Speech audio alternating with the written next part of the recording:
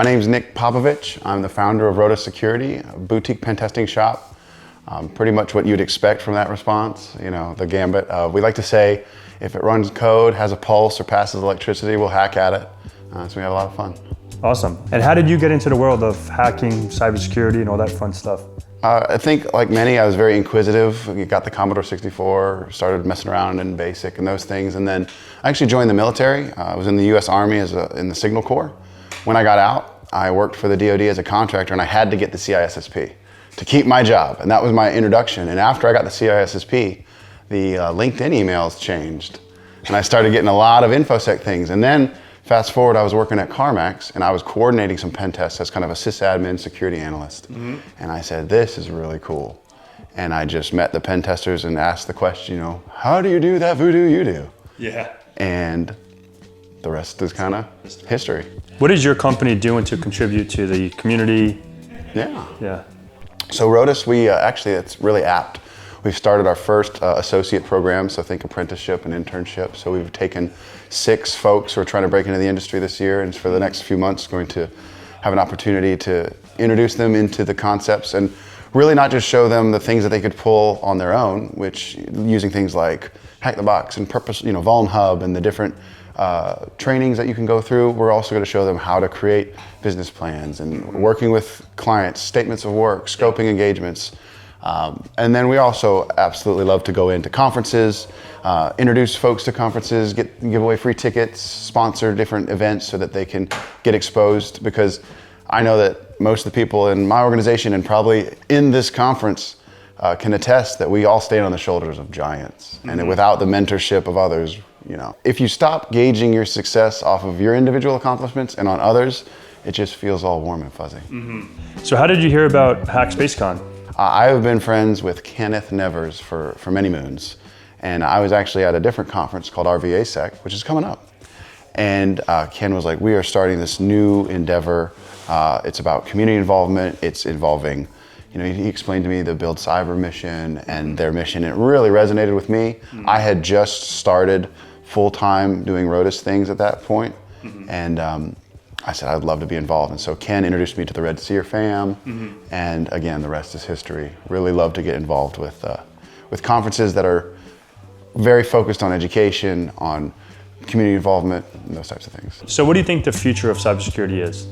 That's tough. I think I've been proven so wrong so many times of vision casting. I do think there's going to be a culling of folks who are putting too much emphasis on maybe the technology flavor of the month of the year. You know, we all love AI. We all use AI constantly. I think that the organizations and people who are adopting AI and actually innovating, truthfully innovating, and not just wrapping an interface around a model, they're going to continue to drive some of that innovation. I do think some of the advances that are happening in crypto are going to cause big rumbles and waves in the next 5 years. Mm-hmm. I think it's going to be a continuous cat and mouse game where the defenders are going to find themselves innovating in defensive techniques, and the offensive folks who are there to help, you know, buttress the defenders. Really, red only exists to support blue in my mind. Totally. And so I don't know. I think those are some pretty pat answers. But I think that what's going to come from a lot of this AI is the educational paradigm has to change. Mm-hmm. I think right now folks in education are trying to figure out ways to spot cheaters who are using AI rather than find ways to adjust the education paradigm to incorporate that kind of manufactured comprehension that can come.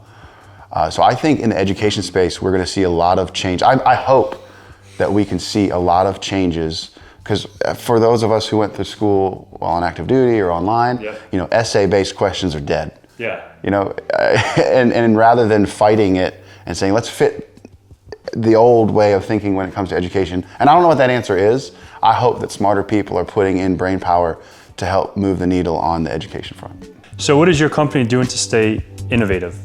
Well, we're coming to Hack SpaceCon, and we're staying involved in training. We don't have a solidified training budget right now. The guys or gals come up to me and say, I want to do training, and we look and say, okay, cool, go do that. We're also really trying to foster the idea of, as we leverage the different tools and systems and AI and the different capabilities that are birthed from those, we're trying to be, all right, it's got to be practical, it's got to be useful, it's got to be given to the community, it's got to be packaged in a way that folks can find use, not just the Rotas way. It's got to be something that can be used kind of ubiquitously across many different use cases. So we're trying to, that steady, the steady concept of structured training, even academic training given by giants in the field. And then I loved the panel the other day here where I think it was Ed was talking about his innovation. Yeah. That really spoke to me and made my brain start thinking about how I can start doing that for my organization and incentivizing people to innovate, whether it's using the technologies that are new or taking existing and using it in novel ways. I think fostering that, incentivizing it perhaps. Yep. That'll make the people more hungry. Yeah, absolutely. Yep. Awesome. Thank you so much. And that was a pleasure, genuine pleasure. Cheers. Cheers indeed. That was dope.